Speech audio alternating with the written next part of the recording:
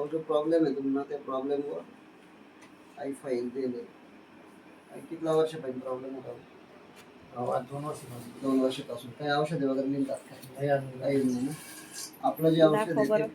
काय प्रॉब्लेम तुमचा का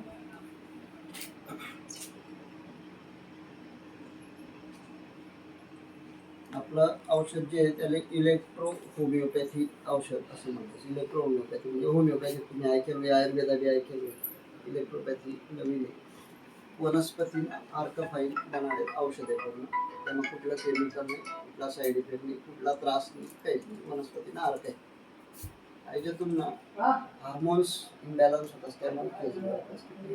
केस गळानं थांबवण्याचं औषध आहे आईच्या रोज सकाळमा चहा पिवाना अगोदर 1 ग्लास कोमट पाणी करा त्यामुळे या 10 थेंब औषध टाका त्यामुळे 2 गोळ्या टाका 1 ग्लास पाणी